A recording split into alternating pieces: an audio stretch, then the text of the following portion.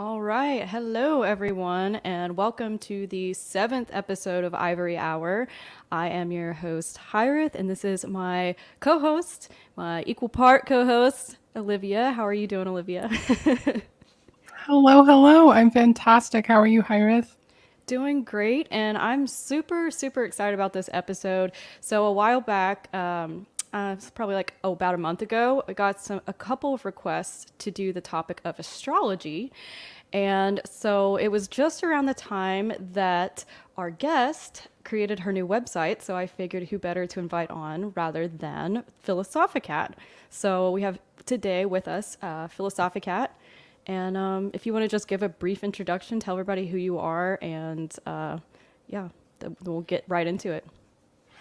Hey, thanks for having me on. So most people probably know me best from my channel, Philosophicat, where we have the Revolt Against the Modern World series about Julius Evola's book of the same name. Or possibly some people might know me as the other half of Uberfolk, the music group that I have with George Birdie.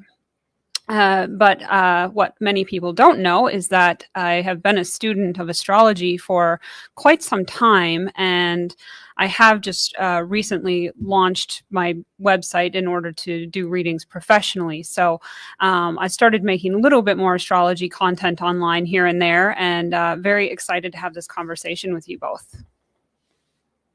So are we. Yeah, definitely. So right off the bat, let's just go ahead and get into it. I was wondering, what was it initially that drew your interest in astrology and made you want to study it in the first place? Well, I've been interested in stuff like this since I was a teenager, which was a little bit problematic growing up in a very strict Catholic family. But I had come across Linda Goodman's Sun Signs in a bookstore at one point, and it was like the only astrology book they had, and I bought it and just like read it cover to cover and memorized it all. And I couldn't tell you now what was in it because it's been so long since I've read it, but I actually do still have that book somewhere, and I was just very interested in this idea that, we could know something about ourselves or our lives just based on like the time we were born. But of course, sun sign astrology is a little bit lacking, right? There's so much more to your chart than just your sun sign. And so, I kind of drifted away from it for a while I went through, my obligatory atheist phase in my early 20s. And I was just like, all that stuff is nonsense. And I kind of lost interest in more of that stuff. But I still always retained like this draw towards the magical and the supernatural. And as I got older and started getting back into spirituality, I picked up my interest in astrology again fairly quickly. But at this point, Hellenistic astrology is really becoming kind of a thing. And modern astrology seems to be a little bit like on the way out. So when I picked it back up again, I decided I was more interested in pursuing Hellenistic astrology, learning the ancient techniques. And, as I did more and more work on the Revolt Against the Modern World series, and I developed further my interest in esotericism, I was like, okay, I have to actually like stop just dabbling around with this and actually like sit down and make a serious study out of this and actually learn how to do it correctly. So that's kind of like the short and abbreviated version of my path to where I am now. Yeah, that's awesome. I mean, It's yeah, amazing. I agree with the sun sign astrology, or the sun sign horoscopes, I should say. Like, that is what turned me off actually for a long time because I never really identified closely with my sun sign. There's definitely things that I see in it, but I feel like a lot of the things that I'm like, oh, that does describe me. It could describe a lot of people that aren't, the same sun sign as me. But that's And because that's that's it's just one funny that little you piece of your chart. So, yeah. What were you gonna say? exactly. And it's funny that you mentioned that because I actually watched this video. It was a social experiment, and it was this guy who was pretending to give psychic readings. And what he did was is he cut out all the different horoscopes from the newspaper and just picked one from random and just read it to this person as he was giving them a reading, and they're crying and they're like, "Oh my gosh, that's so true. That's so true. I've been going through a really hard time right now." And it's the same thing with every single person that he read. And I think that that's a perfect example of what happens when you just look at, surface level sun sign stuff. Yeah. It's also, I think, an issue with modern astrology in some ways too, because it's trying to reduce everything to the level of the psychological. And it's almost just like another like personality typology, like Myers-Briggs or something like that. And they're kind of taking like the language of evolutionary psychology and mixing it with the language of astrology and trying to produce something that's not really either one. Whereas with Hellenistic astrology, there's very clear rules of delineation for a chart. Like, you can't just make stuff up and say, oh, it means this about your psychology, because it's like, well, but if that area of the chart doesn't actually speak to your psychology, you can't really claim that. And so that's one thing I really liked, was that Hellenistic astrology has a lot more structure to it. It has a very rich history and tradition behind it. There's like doctrinal philosophical positions that underpin this system. It's a sacred science, and it's treated like a sacred science. It's not treated like psychology. It's not treated as entertainment. It's about like, this is how you figure out what your natal karma is. Here's your strengths and weaknesses. Here are things that are fated to occur. Here are things that you've got a little bit more flexibility in terms of with your free will. And so for me, I really liked that, because it's like, I don't want to have to sit there and just like pretend I'm like some intuitive psychic, and I'm just like telling people like, oh, your chart says you're a healer because you've gone through so much trauma. And I just like, Yeah. isn't that every modern astrology chart reading? Like, everybody's told they've gone through trauma, and so now they're a healer or something like that. I don't know. Light worker or something. Yeah. Yeah, light worker, indigo child. Yeah. Oh man, it all started with the indigos. Yeah. But yeah. So I really liked when I learned more about Hellenistic astrology, like that one of the differences is the house system that's used, right? So under the modern astrology system that uses a Placidus quadrant-based house system, it put my sun in the 4th house, but under Hellenistic astrology, I'm a 5th house sun. And suddenly my chart made a lot more sense to me. And I understood my sun and moon signs a lot better. Whereas before I was like you guys, where I didn't resonate with my sun sign at all.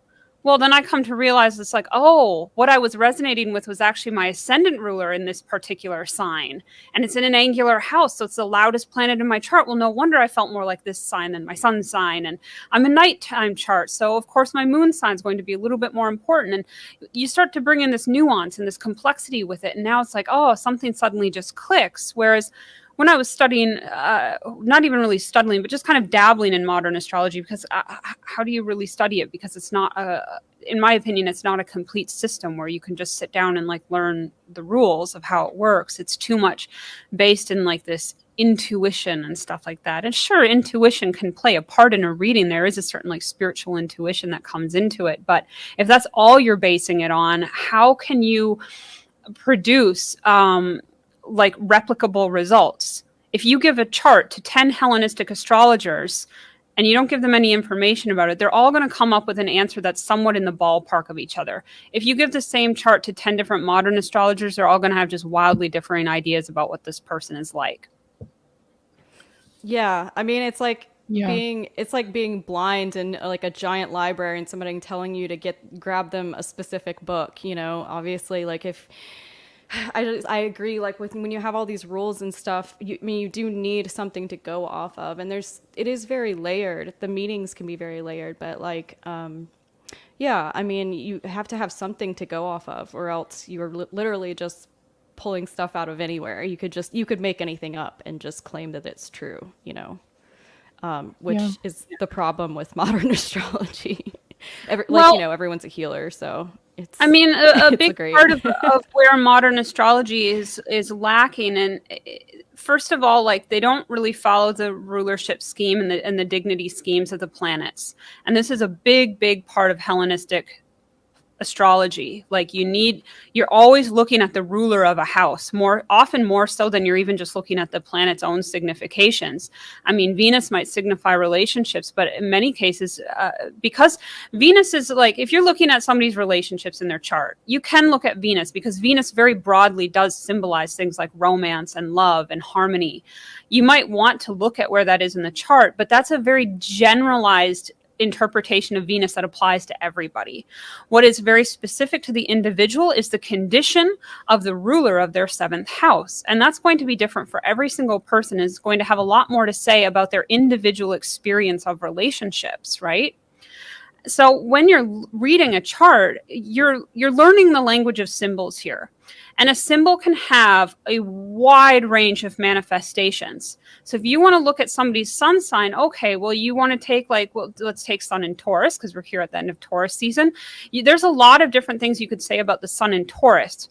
But now we're going to restrict that meaning further by putting it in a specific house. And then we're going to restrict it again by placing it in aspect to different planets that also have something to say about it. And the more of these variables that you put on it, the more restricted that manifestation of that symbolism becomes. And now suddenly you can actually say something concrete and specific about a person in their life.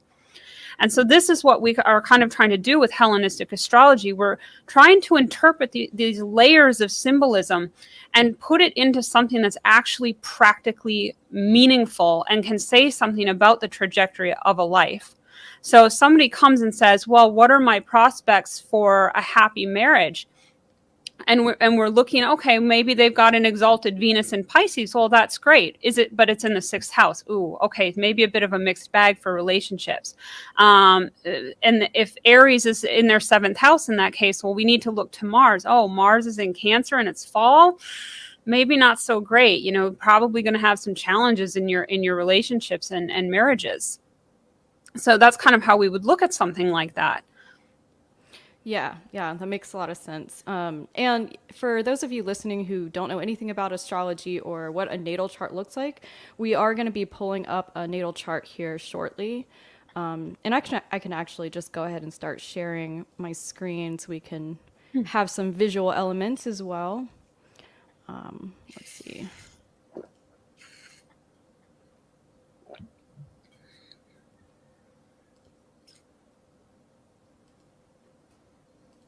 Yeah, before I came to understand what little that I know of Hellenistic astrology, I'd like to think I know a fair bit about just regular astrology, perhaps modern astrology. I mean, I'm very familiar with my chart, but my whole life, really, I always thought that I was told that I had Venus in the 12th, and I was like, oh no, that's awful. I don't want that. Like, this just sounds heartbreaking. And it's different, obviously, with the Hellenistic chart and its whole sign, and it puts a lot of my stuff in the 1st house, and that makes a lot more sense to me. So yeah, exactly. Yeah, so I just made some of these slides, but out of curiosity, so what are some ways that people can gain from getting natal readings, since you've started doing that as like professionally and everything? I think that was just something good to think about for people that don't really know anything about astrology and might maybe they don't really even want to learn or study it, but they are interested in getting a reading. Right. Well, there's a number of reasons a person might come in for a reading. I mean, most typically people are coming in because they're struggling with something in life and they're looking for answers. Right? Like, why are my relationships always failing? Or, what's going to happen with my career? I've struggled my whole life with my mother, things like this, right? There's often some challenge that they're dealing with, which makes sense because our lives are just full of endless challenges. It's one thing after another, right? So, when I do a reading for somebody, I always ask them what brings them in for a reading, because I want to be able to tailor their reading for them based on what their primary concerns are. In addition to the most common things that people ask about, like relationships and career, are probably two of the top ones.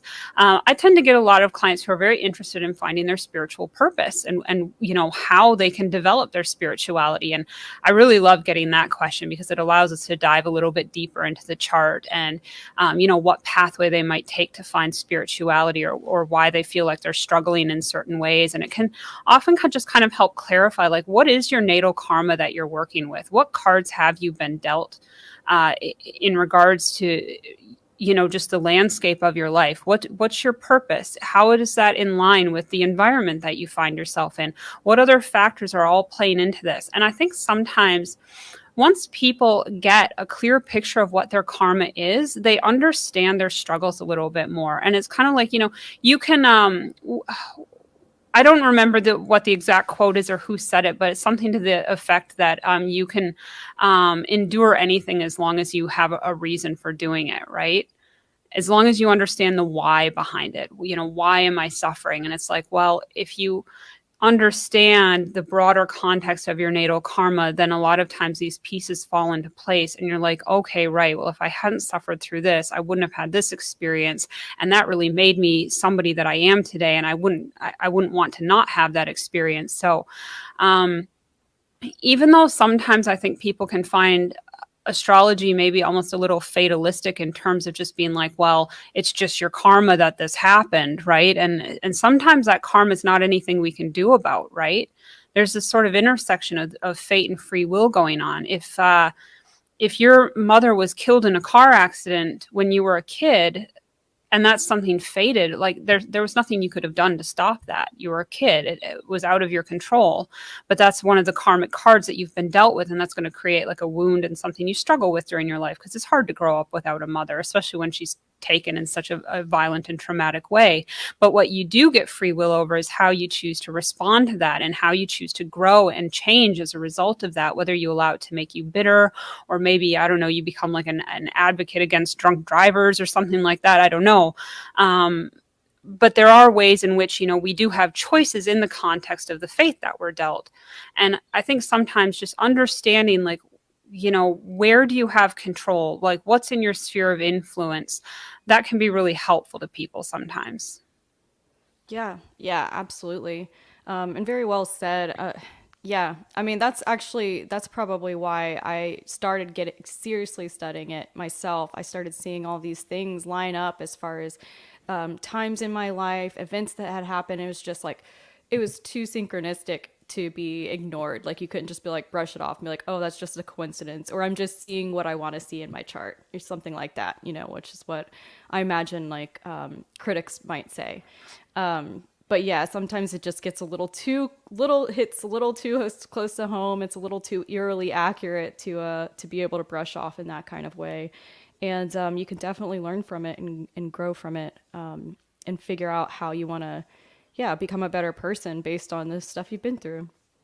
And I think it also speaks to the fact that, there's that like modernist saying of like, you can be whatever you want to be. You can do whatever you want to do. And it's like, no, you can have natural inclinations towards certain things, certain subjects. Maybe you have a certain talent or a certain belief system, or everybody reacts emotionally differently to certain things.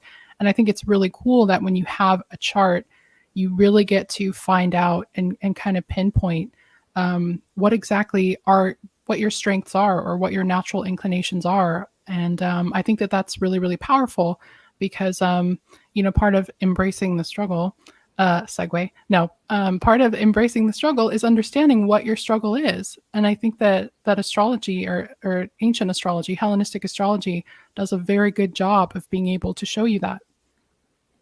Exactly. And it can also, it can show you so many different things depending on what you're looking for. Because, I mean, it's just, you could spend a lifetime just nitpicking your own birth chart and getting deeper and deeper into it, and, going into all the nuances of your life. Usually when I do a reading for somebody, it's their first reading with me, we're just kind of spending time familiarizing them with their birth chart and the strong signatures in their chart, usually, sun, moon, rising, or if they have a stellium in a particular house, which is, for anyone who doesn't know, 3 or more planets in one house. So there'd be a lot of focus in that area of the life.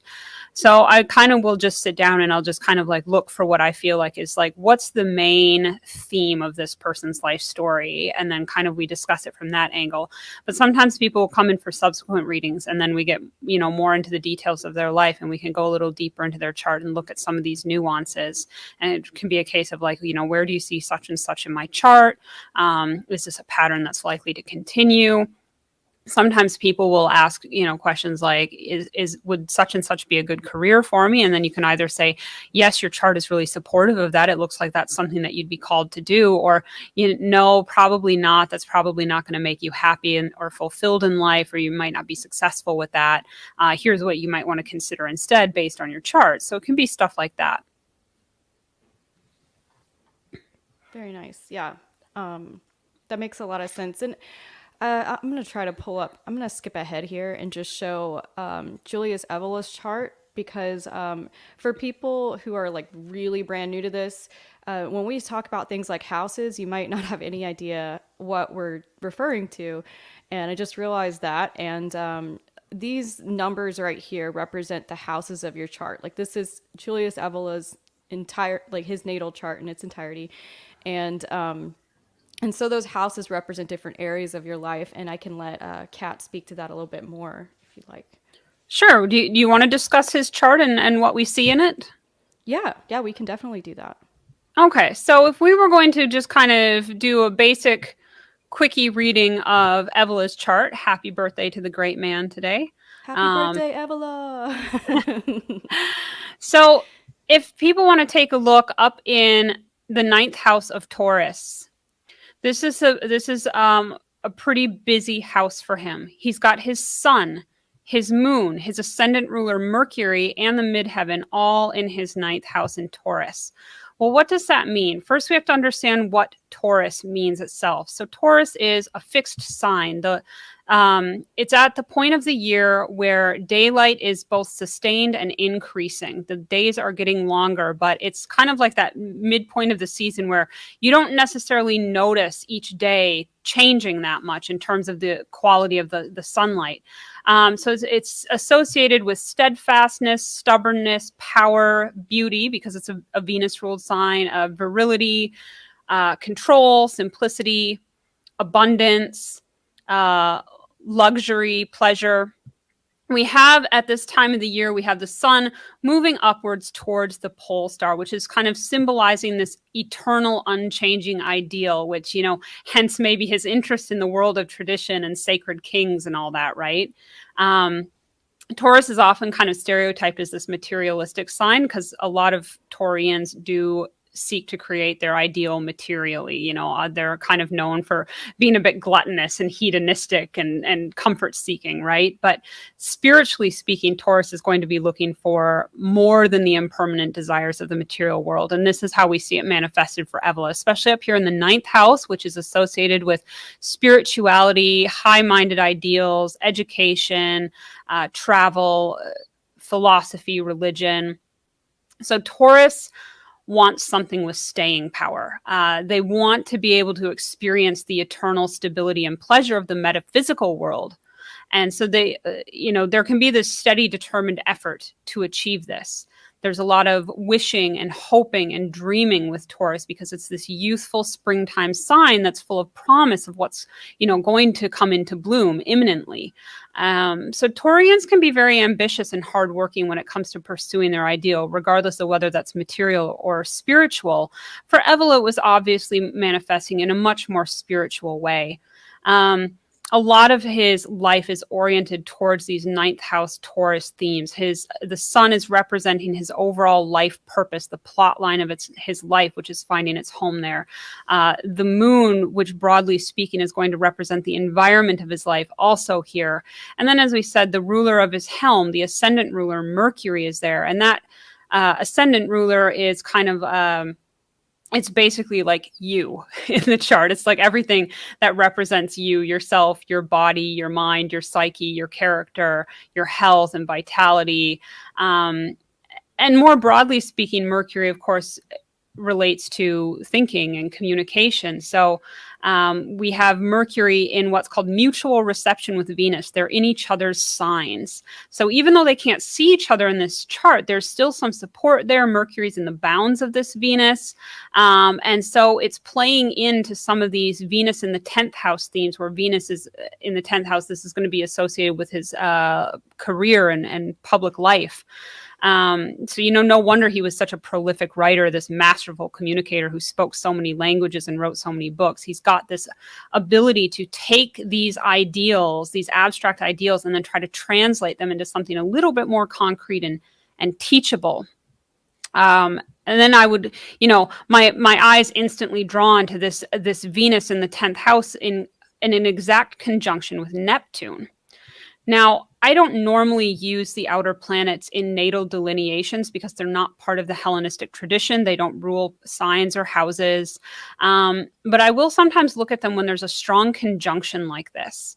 So Venus conjunct Neptune in the 10th, we have it's this very romantic sort of portrayal of ideal love. But it's this otherworldly love with Neptune. It's not something you're going to find down here in the imperfect world. And so this can bring a tendency towards chronic unhappiness because the world just isn't fulfilling. I would imagine that this probably contributed somewhat to Evola's suicidal ideation in his youth, but also to his draw towards this perfect world of tradition again, and this desire for liberation from this world.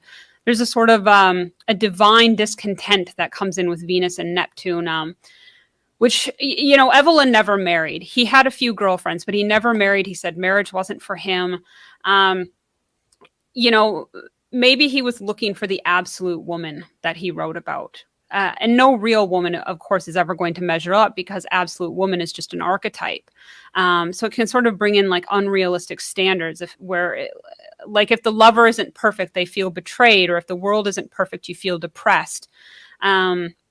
And being co-present with Pluto in this sign too would probably also bring an additional level of intensity. And that combo of Venus, Neptune, and Pluto all together likely would have also contributed to some of his interest in sex magic and the left-hand path. So that's a really interesting placement there. And the other thing that I really find interesting in his chart is this balsamic moon.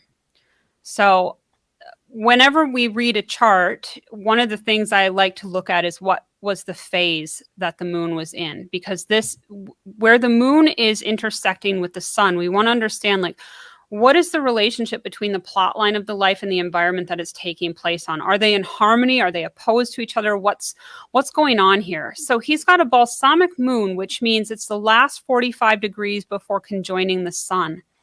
And it's just before the new moon. So we've got this this signature where there's this tiny crescent of light left on the moon, but it's turning black. And balsamic moons are typically associated with this deep stage of surrender, with magic, grief, loss, relinquishment, mysticism, otherworldliness, darkness. There's some really deep stuff that can happen under balsamic moons. And it just kind of has this old, long association with the veil just simply being thinner. And it can come up a lot with subjects around things like darkness and evil and magic and mystery. And this probably played a big role in his interest in the occult and esoteric studies, ritual mysteries and things of that nature, things that take place under the cover of darkness that are not meant for all eyes to see. And we can also see this a little bit with Saturn and Sagittarius in his 4th house. Because even though the 4th house, the low-hanging fruit is to say this is home and family and parents, it's also associated with the underworld and with the occult as well. And having Sagittarius in that sign, this Jupiter-ruled sign that's known for its interest in wisdom and learning and ideas. So, on the surface level, we could say, oh, well, having Saturn in that house in Sagittarius might mean that his father was very strict or his family environment was kind of cold, but probably a family that valued knowledge and learning. But on the deeper level, we can say, okay, well, here's a disciplined interest in the occult and the wisdom traditions. This is somebody who's self-responsible and principled and takes his learning and studies seriously, right? So that's one of those ways in which you can kind of see the same themes coming up in different places in the chart. If you want, Hiraeth, you can put up that transit chart and we can just talk a little bit about his transits, unless you guys want to say anything more about his natal chart, or if you guys had questions or observations about it. I think that was a really good, general delineation for a chart like this. What do you think, Olivia? Absolutely. I would totally agree. Especially with the Venus Neptune Pluto conjunction. I was thinking about that too. You have this idealized conception of what love is, and I can see how that would absolutely make it difficult for you to be able to settle down with anybody. And plus, Venus is in Gemini, which is not exactly known for being a placement that's interested in long-term relationships. It's a very fun and flirty Venus placement, but they tend to often be seeking some novelty, and they're not. They're just not known for like that deep commitment that tends to come with marriage. Although it is getting that whole sign opposition from Saturn, which might bring a depth of seriousness into it. But we've also got Uranus in that house with Saturn as well, making that aspect. And so it's kind of like, okay, well, maybe this is somebody who's interested in like unconventional relationships where he's, not necessarily kind of following the societal rules around what romantic relationships could look like, which, we don't know a ton about his personal life, but we know enough to say that, yeah, he really did not have an interest in just settling down like the average person. I also think it's really interesting how you mentioned in Hellenic astrology, you don't really pay much attention to the outer planets. Like, I know modern astrology like loves to obsess over Pluto and where Pluto is and all that other kind of stuff, but I think it's really interesting. Asteroids. Yeah, exactly. Like Pallas and Eros and all that other kind of stuff. But Like you were 500 mentioning, of them. yeah, right. You were mentioning that if it's in like a really tight aspect, right, then it might be considered. It might have had some kind of flavor to a personal planet. Yeah, I tend to just look for very close degree-based conjunctions because the thing is, these outer planets are not visible with the naked eye. And part of Hellenistic doctrine is that planets cast 7 rays.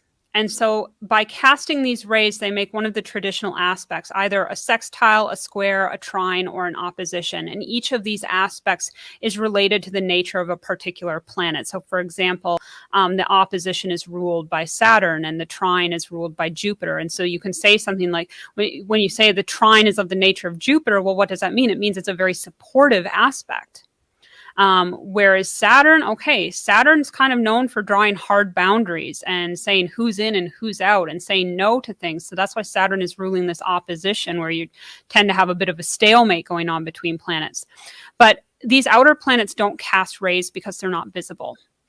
So that's why I tend not to look at them in a chart if they're unless they're closely conjunct by degree to one of the 7 traditional planets or to an angle. I would also consider it if it was like right on the ascendant or the midheaven or something like that. I had a client recently who had Neptune exactly on his descendant in his 7th house of relationships. And he really struggled with just seeing partners for who they were. He was like continuously being disappointed because he thought they were someone that they turned out not to be, right? That's very typical of Neptune on the descendant. He had no other planets in that house, however. So that's a case where I would bring in the outer planets. I'd be like, okay, what's going on here? And you can always see what's represented by these outer planets with the 7 traditional, but sometimes it's like putting an exclamation mark on something, drawing your attention to it, and you'd be like, oh, okay, I wouldn't have necessarily paid such close attention to this had I not seen this exclamation mark that the outer planet is putting on this particular spot in the chart. So I will always look at a person's outer planets just to see if that's there. But typically when I send their chart to them and we do the reading, they are not included unless it falls under that criteria or unless they specifically ask me. Sometimes somebody is just like, they really want to know about Pluto in their chart. And it's like, it's not really doing anything there, but we can still talk about that. Because a lot of people do come from that tradition of modern astrology because it's all there was for a long time. And it's all people had to go by. And I think part of the reason modern astrology puts so much emphasis on the outer planets or the asteroids, like they're always bringing in stuff, it's because they don't know how to read with the 7 traditional planets. And the modern astrology is just really lacking in being able to explain clearly and concisely the interactions between planets, houses, and signs together. So they're like, oh, well, I know this about my life and I can't see where it is in my chart. So I'm just going to start throwing in asteroids until I get one that seems to fit. Or I'm going to just attribute everything to these outer planets. And they are just introducing more and more static into it. one of the best things I ever did was just learn to read charts with just the 7 traditional planets and completely take the outer planets out. I did not look at outer planets for like a year, just because you can't do more with more until you can do more with less. So once you get really good at doing the 7 traditional planets, if you then want to bring in outer planets and asteroids because you actually know your craft really well, then maybe that can be an asset. But I feel like for most people, they're over relying on these things because they just don't understand how to read a chart, and they're kind of just grasping at straws. So, you'll get people with like using like a modern astrology chart, and it's first of all in Placidus system. It's like, okay, please just use whole sign houses like a normal person, and it's filled with like 20 asteroids, and it's like, what is going on here? Like, it's such a mess, you can't even see where anything is in the chart. And I just don't find that a helpful way to learn. I think it actually becomes a hindrance and causes more confusion than anything else. Yeah, absolutely. I've seen people share their charts and they add, like 20 different asteroids, and they add all of the aspect lines, and it just looks like those coloring pages that kids draw on at like Denny's or something, and just run it across the page. And it's insane, because it's like, well, where do you even start? Like, what are you wanting to know exactly? You can't just, it's like barf, it just, you don't know what to do. You just want to get rid of it. I don't even use aspect line drawings on a chart. You just got to train your eye to look for the numbers of the degrees and understand what signs are in what aspects to each other. I feel like, you can add aspect lines, but in some ways it's cheating a little bit. And it can make the chart look a little bit too messy. One thing you can do in order to reduce some of the static in a chart is like, okay, you're asking about something specific. Let's say you're asking about, we'll go back to our relationships example. Take out everything except the 7th house ruler, and just look at that in isolation by itself, right? So maybe you're looking at Evola's chart and you take out everything except this Jupiter retrograde in Libra. And you're going to sit and think about, well, what does Jupiter in Libra represent? What does it mean that it's retrograde? Then you start adding in some of these other planets and being like, okay, well, it's getting an aspect from, these planets up here, and it's making an aspect to those planets over there. And now I want to bring in, I want to bring in the ruler of this 2nd house here. So I'm going to put Venus back in the chart because Venus rules Libra. And now what does that say about this? And then you start kind of just piecing it together step by step. And as you take these planets out and then just add them back in, it can really help you hone in on what it is that you're looking for. Because when you just look at a chart and you don't know what you're looking at or what you're looking for, it can be a little bit overwhelming. This is one reason I always ask people to be like, what are you coming for a reading for? What do you want to know? Because I need to know, like, where do I hone in on the chart? What's my starting point, basically? And it doesn't mean that I don't look at the rest of the chart. But when you have a starting point, it's like, okay, this person's concerned about their relationships. That's where I'm going to start. Oh, now I'm noticing how this plays into their career. And I'm noticing how this plays into their family karma. And I'm noticing how this might play into like some mental health problems that I'm seeing in the 12th house. And then you're starting to put together this fuller picture, and this story starts to develop.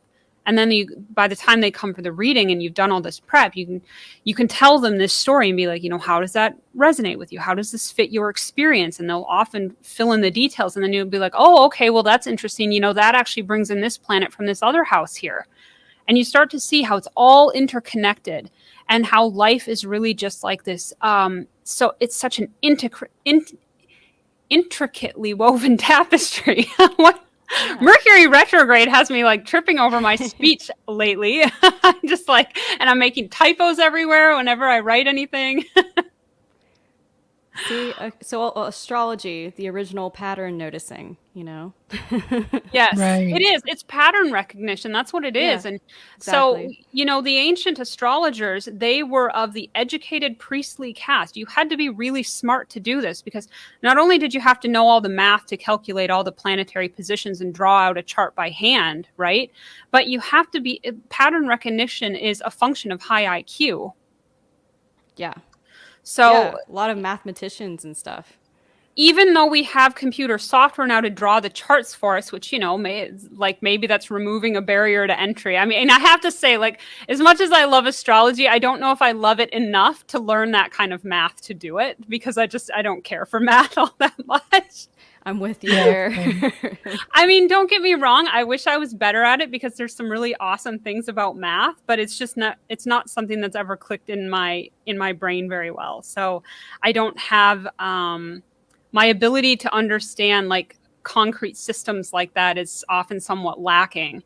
So I appreciate having the computer program to do it for me. And I can understand conceptually what all these things mean, even though I don't necessarily sit down and do all the calculations myself.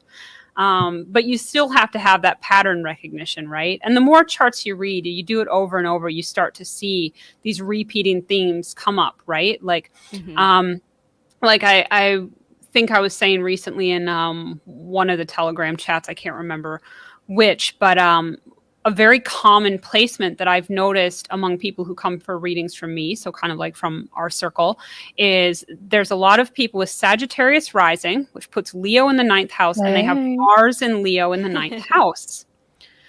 And it's just like, okay, so there's something about this particular personality type and this particular placement that's leading them to be drawn to a circle like this.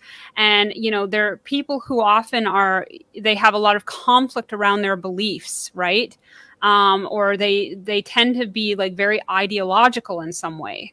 So it's kind of like, okay, you start to notice this pattern over and over within a certain type of person. And then you're like, you really start to solidify in your mind, well, what does Leo in the 9th with Mars there actually mean, practically speaking? How is this most commonly manifested in people? And then you notice, which, you know, as far as I know, it's not entirely illegal yet to notice things like that. So I'm still noticing.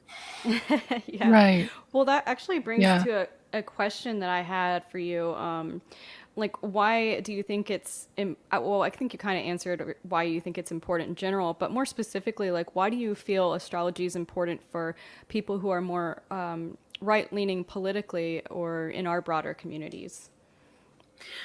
Well, first of all, it's one of our people's sacred traditions, and astrology played a big, big role in ancient spirituality.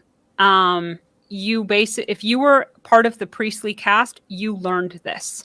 It's one of the cornerstones of Western Hermetic tradition, along with alchemy and theurgy. This was something that everyone initiated into the priestly caste would have had to have some knowledge and familiarity of to be able to do this. Because if you're a part of the priestly caste, one of your jobs is to do ritual and to maintain that relationship with the gods through those rituals. And that means at the very least, you need to know something about electional astrology so that you're doing your rituals on the right day at a time that is pleasing to the god and conducive to a good result. Because these planets planets were not really considered to be causes of things. They're omens. The celestial bodies are subject to the same metaphysical cycles that everything in material reality is. So you're looking to the planets for omens, looking for auspicious times to do these rituals, times when you need to, propitiate a god, or times when maybe, you really just need to like not bother that god at a particular time because they're not in the greatest mood, right? So that it's something you would have had to have known. And I think it's a real shame that this tradition became lost and was only revived by the New Age theosophists, who completely perverted and corrupted it, turned it into this kind of left-wing progressive monstrosity that it is now. It's practically blasphemous what they do with it. And they did not, of course, have access to the ancient source texts at that time. They were not translated into English, or some of them hadn't been found yet. So we have those now. They're being translated, and there's some good translations coming out where actual astrologers have had a hand in translating them to make sure that it's accurately reflecting these astrological concepts and the principles behind them. Some earlier translations suffered from the fact that, the person doing the translating had no knowledge of astrology whatsoever and didn't really understand what they were translating. It was too jargony, probably. So there's more translations and there's better translations. And now we can start to reconstruct a lot of this Hellenistic doctrine, and start to bring this back in a way that is more pure to the original tradition. And now that we have that, I don't see any reason for anyone to pursue modern astrology. I'm just going to put that right out there because it's just a LARP. But our people need to understand this, because a lot of people on the left understand this. The elites understand this, and they do use it. And we need to be able to use this too. And we need to be able to preserve this tradition in a way that isn't going to corrupt it. Because if you leave this in the hands of progressives, what are they going to do with it? Well, then you start having astrology conferences about queerness and neurodivergence and fatness. And it's like, why are you turning astrology towards that kind of stuff? Like, it's so profane. It's so, like, you're taking something that's supposed to be spiritual and you're turning it towards something that is like just the grossest perversions of materiality, and trying to, once again, they're trying to use astrology to lock people into material labels rather than helping them transcend their materiality. And, our people really suffer from this kind of like eternal winter of the soul. We really need to get back in touch with authentic spiritualities, authentic traditions, and whatever people want to choose for that is up to them. I'm usually just happy that somebody has God in their life in some way and has their own pathway that's fulfilling to them. But this is a tradition that does belong to us, and we need to make sure that it is able to be preserved and transmitted to future generations in a way that's not corrupted. Absolutely. It's my long rant, sorry. I could not have said that better. That was just very, very true and succinct. I would like to read some questions from the chat, if that's okay with you ladies. Sure. This is, so for Philosophicat, Promethean Healing asks, could Philosophicat do my reading? If I am leaning more towards Vedic, should I choose a Vedic one? Those kinds. I don't do Vedic astrology. It's very different. They use the sidereal zodiac, not the tropical zodiac. If you want a Vedic reading, then you need to go to a Vedic astrologer. It's not to say that you can't get something out of, one or the other, but they're different ways of looking at the heavens. It's not that either one is inaccurate. It's kind of just like you're looking at the same thing, but like from a different angle or through a different lens. So you might get something out of a Vedic reading that you wouldn't get out of a Hellenistic reading, and vice versa. Like there is some overlap there, but no, I don't do Vedic readings. I only do Hellenistic. And the next question is from Jessica S. She says, I don't know much regarding astrology. Do you have any resources you'd recommend for someone who is curious? Yeah, look, the astrology podcast is a very great starting point. They've got a lot of very in-depth beginner videos on things like signs, houses, planets. They do a lot of transit reports and stuff that are very good for kind of just learning how to track planets.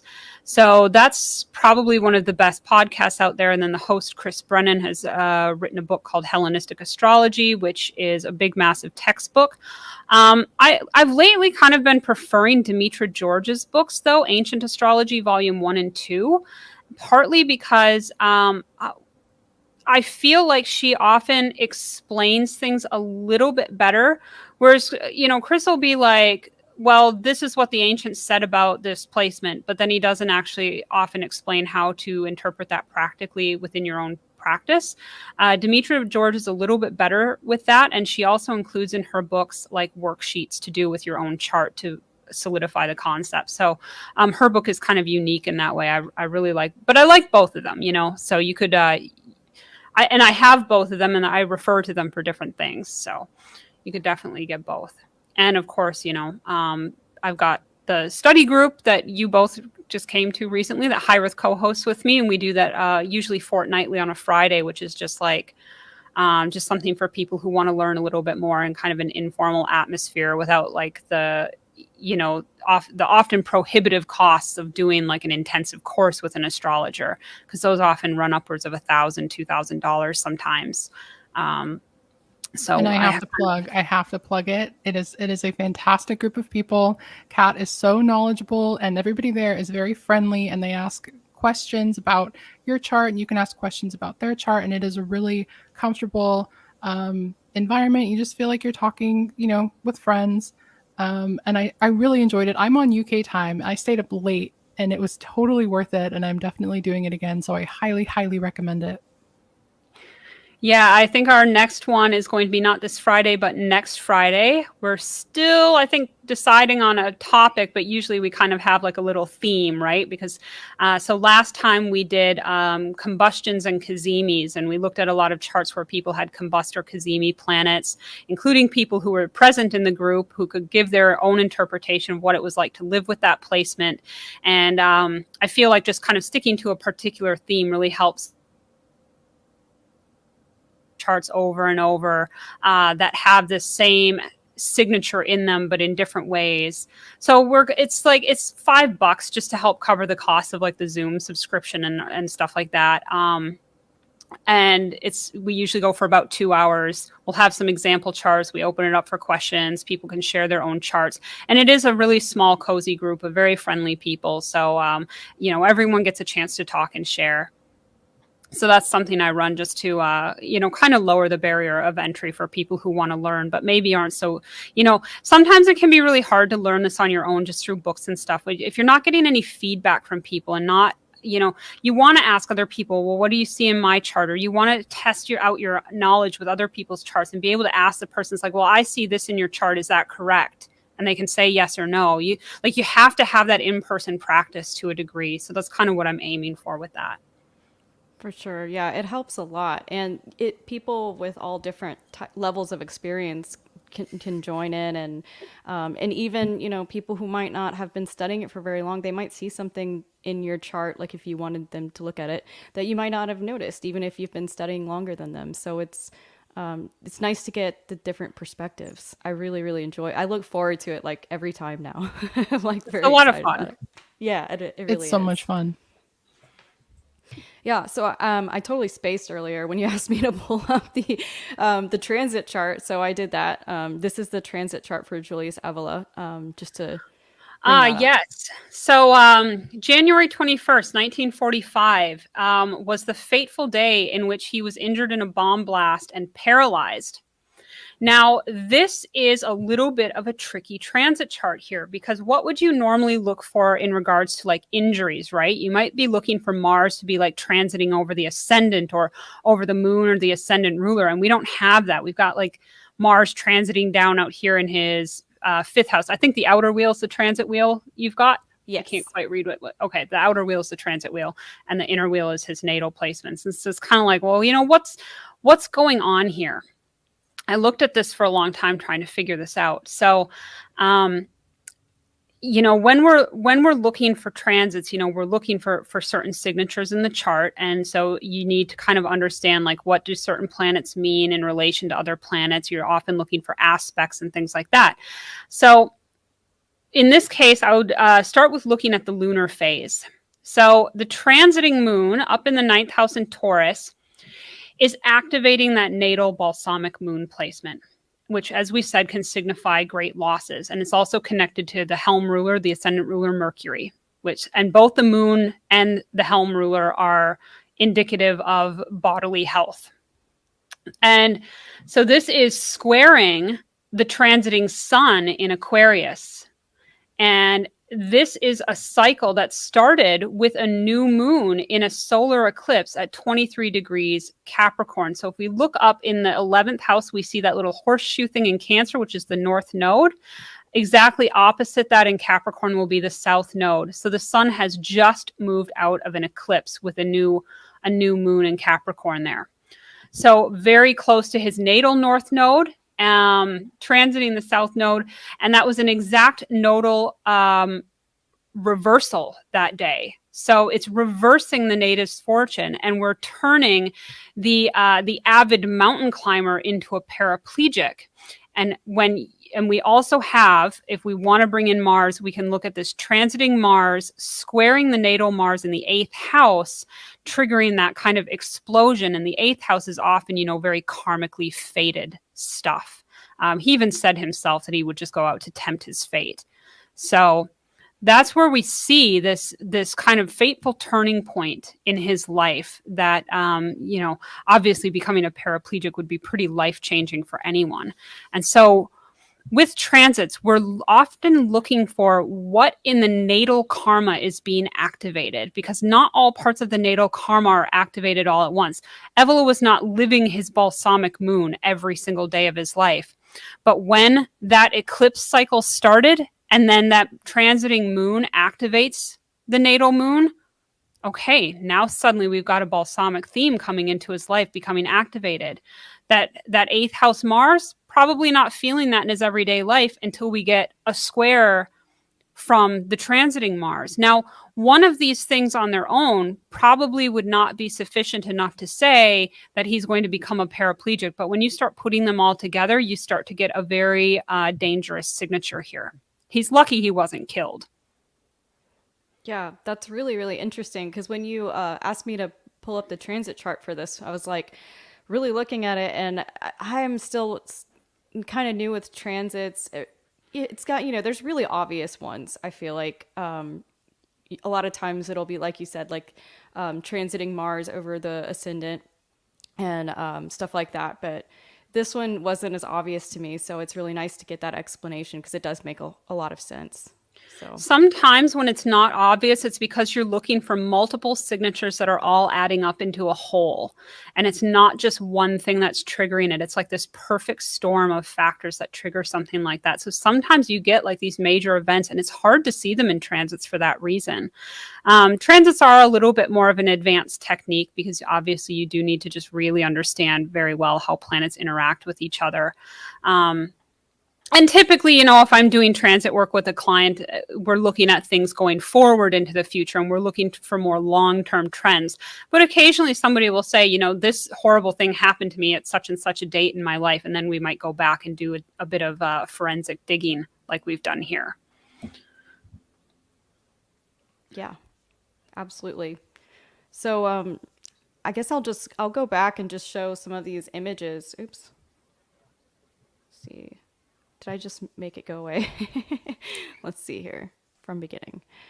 And we just kind of picked some of these images just to show how some of the things in the sky and the stars and astrology and astronomy, it's been portrayed in art and mythology for years and years and years. So I just picked some really cool images that I liked, and some of these, I just thought they were really interesting. And I'm trying to think about the transits and everything. That one it was really tough for me looking at his, because I would never get like paraplegic from that. But what you say makes a lot of sense, adding up things and maybe not getting something really obvious right off the bat when you're looking for one particular interaction with one planet. Yeah, and I think in this case, that nodal reversal was really key. And it's a subtle thing. And it's like, okay, so we can see the grievous injury, we can see the loss, but then we get the reversal of fortune coming in, right? With that nodal return. So it's kind of, and this is one of those things where it's like when you have other people that you can discuss astrology with, you can sit down and you can have these conversations and everybody's seeing different things from a different perspective. So it can really help you learn, because people will point out things that you missed and you'll point out things that they missed. So I really like the teamwork aspect that can kind of come into something with a study group like that. It's very hard to learn astrology in a vacuum on your own, I have to say. Yes, absolutely. I definitely agree. And you're actually the person that kind of got me into wanting to study ancient astrology, Hellenistic astrology. And I did start with the astrology podcasts because I don't really have the time to like immerse myself in books as much as I want to. And at the time I was working a different job. So what I did was I would like binge listen to those playlists while I was doing my job, because I was able to do that with the type of work I was doing. So I was just like pop in my earbuds and work 9-hour shift and listen to the astrology podcast, just like feed my brain. And then after I'd get off work, I'd kind of look at all the different graphs and charts and look at my own chart and start applying the things that I had listened to throughout the day. It's definitely really, really helpful to have those different mediums. Mm-hmm.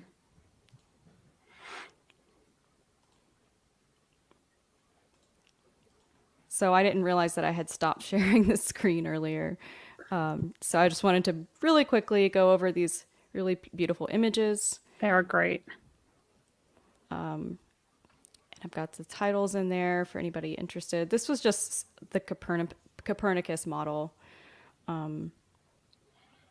which honestly, like there's some things I've read from Copernicus, who's like with my certain placements, he's like, you're gonna die in a horrible fire. And I'm like, oh my gosh. So it's nice to realize that there are many different ways something can manifest, that you're not necessarily doomed, you know. So yeah, I mean, there are always like certain transits where like, okay, that could indicate death, but 9 times out of 10 it doesn't. Right. You know, I have to say, predicting death is not something I'm interested in doing, and I feel like it's a little karmically icky. If somebody were to ask me about that, I'd be like, I don't know if I feel comfortable with that. Yeah, it's kind of something that I don't think we're supposed to know. It's just, I don't know. I don't see any point in it because you just end up producing a lot of anxiety. Why live your life like that? Yeah, exactly. None of us gets out of this life alive. Just accept it and enjoy the time that you have. And enjoy it by learning astrology. Mm-hmm. There you go. I mean, I have to say, one thing I really love about reading for other people is, I mean, first of all, I just get to meet tons and tons of like interesting people and hear their stories and stuff like that. And I really enjoy that. But I love just getting to see so many different charts and having the ability to ask people about their lives and see how it's manifesting in their chart. And it feels very magical to me. So that's, when I first started studying astrology, I had no intention of ever reading for other people. It was only because I realized that if you don't actually read for other people and talk to other people about their charts, you can't really learn it very well. There's a limit to book learning. At some point, the rubber's got to meet the road, and you've got to like actually put it into practice and test out those theories in order to really integrate that knowledge into yourself. And, I would start getting people, I'd post things on social media about astrology, and people would DM me and be like, oh, do you do readings? Can you help me out? I'm struggling with this. And I would just kind of do it on a case by case basis. But I was just kind of like, oh, this is actually really fun. I like doing this. And I got to talk to interesting people and see interesting charts. And I realized that through doing this, I was actually getting a lot better at astrology than when I was just like studying it on my own. Yeah. And you're really good at articulating these things too, in a way that I feel like is even more clear than like someone like Chris Brennan, who, like for me personally, as much as I appreciate the work that he's put into Hellenistic astrology, he's a bit like turtle-ish for me. Like he's a little slow. So I've actually had to listen to his stuff like on 1.25 speed on YouTube just to speed it up a little bit. But and like you said, he doesn't always give examples. So like, he'll give you really good quotes, but then you're like, but like, what does that mean for me in my chart? You know, like how do I apply it? And so for those of you who aren't part of Kat's Telegram channel for astrology, it's called ASTROLOGY, and she's made a whole bunch of really, really, really good posts that are just great for anyone who's starting out. You can go through like the pinned post, and she's made like a whole series of them, and I really recommend checking those out because they definitely gave me a bunch of food for thought that I didn't see elsewhere. So I highly recommend that. And I'm gonna also share your, let's see, I'm gonna post your link. Let me grab the link. Here we go. And I just see somebody in the comments asking how important birth time as opposed to birth date is in astrology.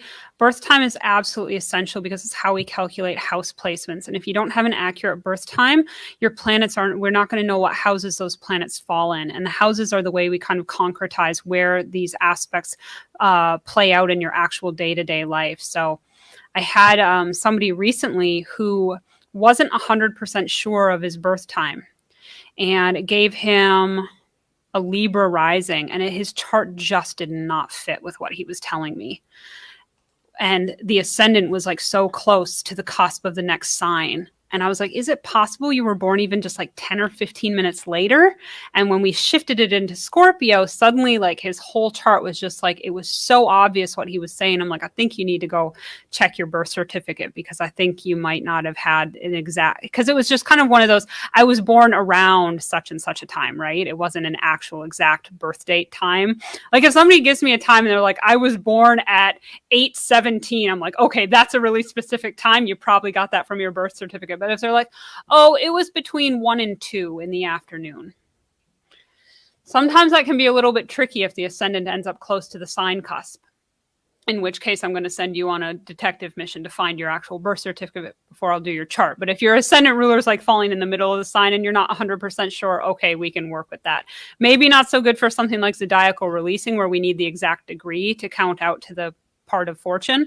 But for a basic birth chart reading, that will work. But sometimes it's not good enough. So yeah, birth time, super, super important.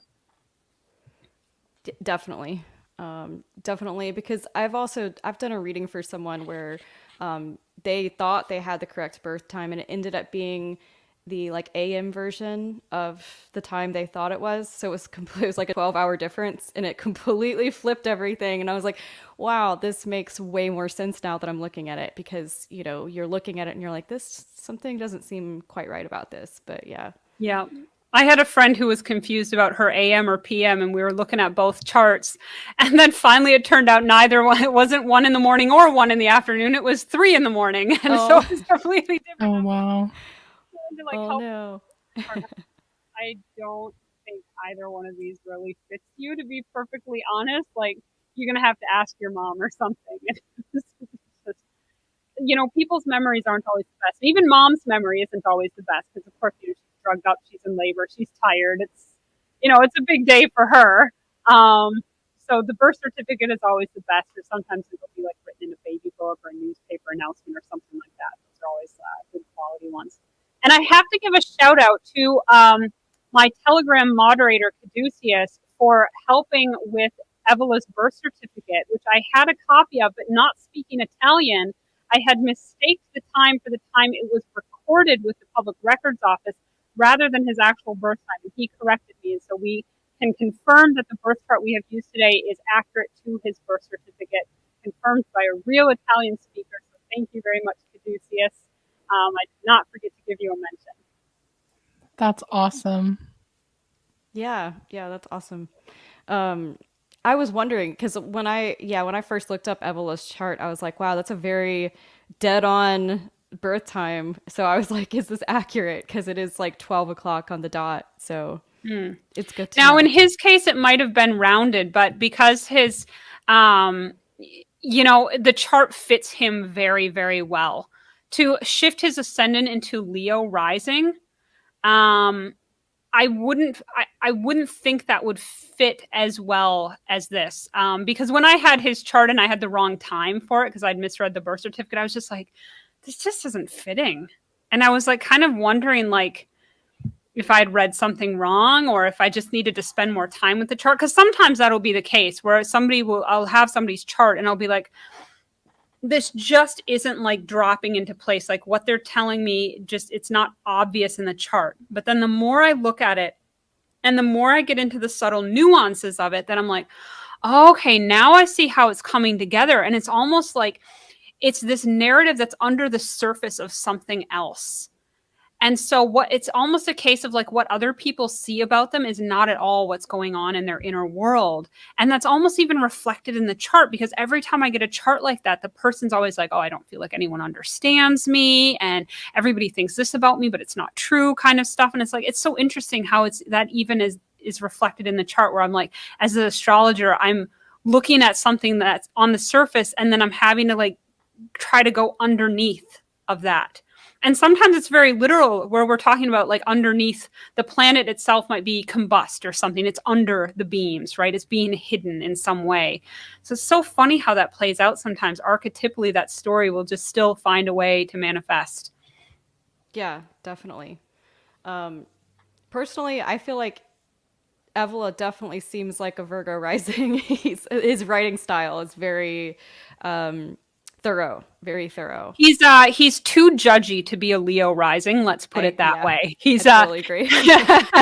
People with Virgo rising, even, and to have, he's got like that nice solid Mercury up there as well. Like, but there is a judginess and a criticism and a perfectionism that comes with a Virgo rising, or any Virgo placement, really. You know, if you got Venus in Virgo, you're going to be seeking beauty through perfection, right?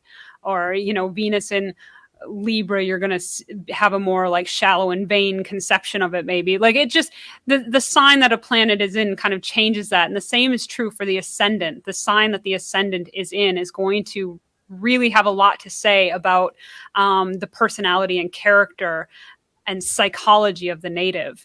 And he's just, his writing style is very, very Virgo rising. Yeah, I totally agree. I'm gonna go ahead and share your site really quick. If you wanna, Sure. I don't know if Olivia, if you have any questions or if you had anything you wanted to say about your site, feel free to do that. I don't have any questions, just a few comments. I am so amazed at the work that you do, Kat. I think you are absolutely fantastic. As somebody who just came into your astrology group for the first time just recently, I have nothing but good things to say. I think if anybody wants to check it out, or you're maybe on the fence about it, just do it. She is so kind, and she's very knowledgeable, and if you're just kind of getting into astrology, I think that because you know, having being interested in a subject or wanting to learn more about a subject, when you're in that beginning stage, I think whoever's teaching it to you can make or break your interest in that. And I think that if you start off and you have somebody who's very knowledgeable and can really work with you and is very kind, very personable, that's a great point to start off. You know, if you were getting into astrology and the person who was teaching you was just crap, you probably wouldn't want to know anything about astrology from that point on. You probably just wouldn't care. You'd have a bad experience. But I can say nothing but good things about Kat, and I'm just so glad that she came on the stream. I really, really enjoyed this. Well, thank you so much. That means a lot to me. And since Hiraeth has got the website up, if you're on that website and you just you can click the learn more under the study group, or just click study at the top, that'll take you to information about the study group. You can just make your bookings through the site. As I said, it's only $5. So, and of course, sometimes people miss because they just can't make it. I'm always happy to just kind of transfer your booking to the next class. I do need to update that page though, because the next study group is not April 29th. I always forget to update that page. Like, I update the booking page, but not that page. So I should do that. But yeah, you can see the different kinds of readings I offer. There's a long FAQ section about what it's like to get a reading, testimonials from people who have had it.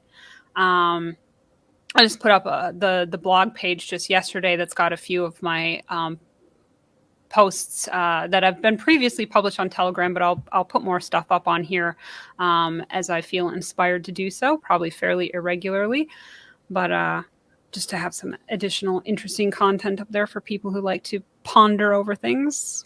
Yeah, it's such a nice site too. You did a really good job designing it. It just looks very professional and everything. It's great. Oh, thank you. Easy to navigate. Yeah. I highly recommend getting a reading done, you guys, because I just feel like if you're, I mean, I can't stress how important it is to find some sort of connection to the divine. And this is a really good, it's a good way to do that, in my opinion. You're kind of getting to know yourself better.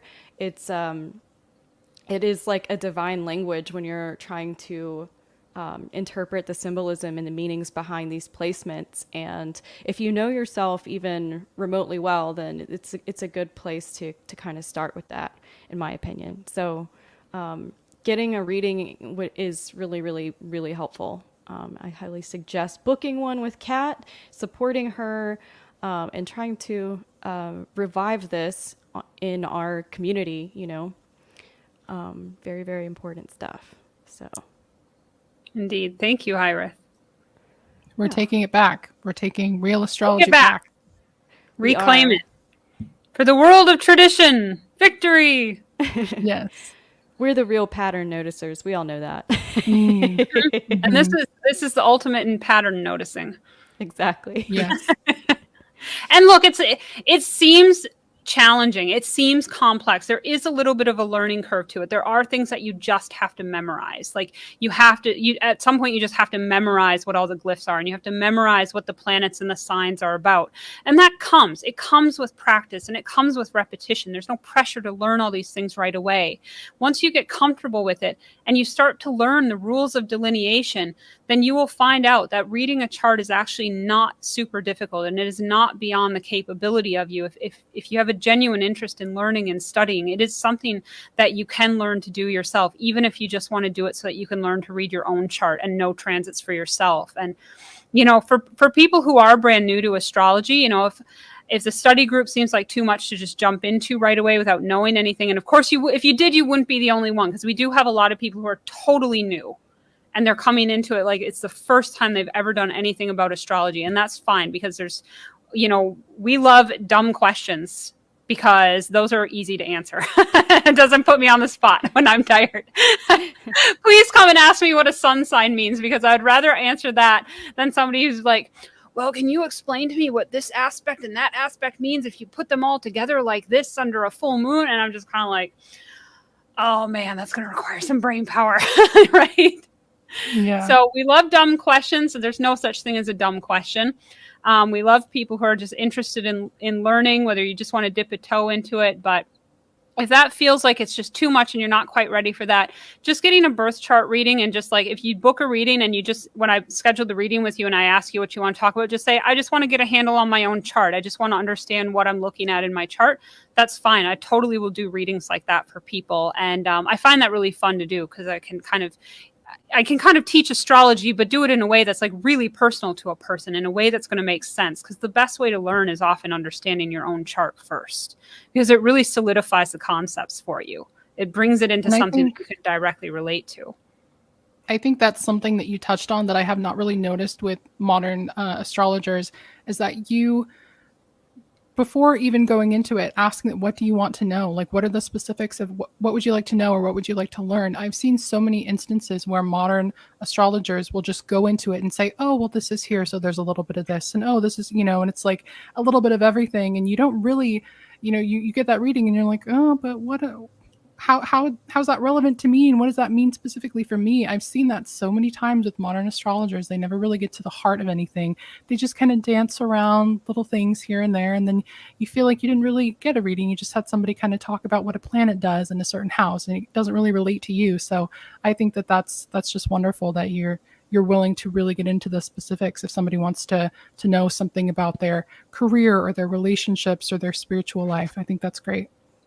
Yeah, I had a similar experience. The first astrology reading I ever got with a modern astrologer, and she was like, well, your partner's Pluto is right on your ascendant. I'm like, what does that mean? And she's like, well, it's like boom. I was like, okay, but what does that mean? It's boom. I'm like, what does boom mean? Oh like, what am I looking for? Yeah.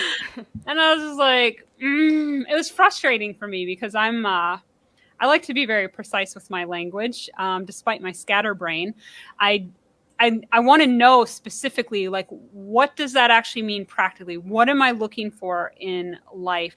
And I mean, not everybody is going to have the same criteria that I do for a reading, of course. But, obviously my preferences and the way that I read for other people are colored by what I would like to get out of a reading if I went to have one. And so I do like to tell people, it's like, specifically, this is what we could be looking for. And if there's something I can't give specifics on, I'll always be very clear about that. I'll be like, look, we just don't have enough information. in to say specifically, but this is kind of like the general theme that you would be looking for.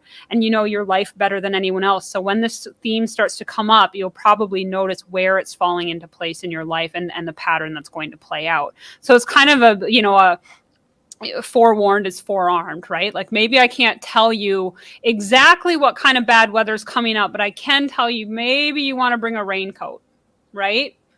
Yeah, exactly. I just can't tell you exactly like where on your path it's going to rain, or whether it's going to be a heavy rain or a soft rain or something like that, or if you're going to get blown out to sea. So there are limits to these things. Like with anything to do with astrology, the weakest link is always the astrologer, because we're only human. We do make mistakes. We don't see everything. Sometimes we fail to notice a pattern.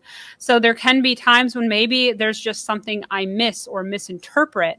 I always try to be clear about that with people, what the limitations are and what astrology can and can't do for them. Some, not often, but occasionally somebody comes in and they have very unrealistic expectations of what astrology can do for them. So it's another reason why I like to ask up front, like, what are you looking for? Because if it turns out I can't give them what they're looking for, I'd rather they know before they spend time in a reading with me.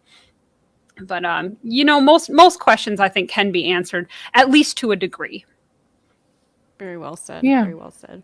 All right. Well, I think we've kind of run a little bit over, so I guess we'll bring it to a close on that point. I'll just go ahead and say, Olivia, do you want to plug your channel and everything, or talk about? Oh, yeah. Yeah. Yeah, you can just find me at my YouTube as Olivia Key. I also have a Telegram channel and a Telegram chat that is also under Olivia Key. I think that's all I'm doing at the minute right now. I'm just finishing up my album, so I'm not really on social media very much, but you can just find me on Telegram. I'm so excited for that, for your album. I cannot me too. wait. And Kat, so do you want to go ahead and, I did drop your bio link in the chat groups, but if you want to maybe mention any upcoming appearances or projects you're working on, that would be awesome. I've got a few upcoming appearances. So I've got a podcast this Saturday with Alternate Current Radio out of Australia. And next week I'll be on Arvol's channel.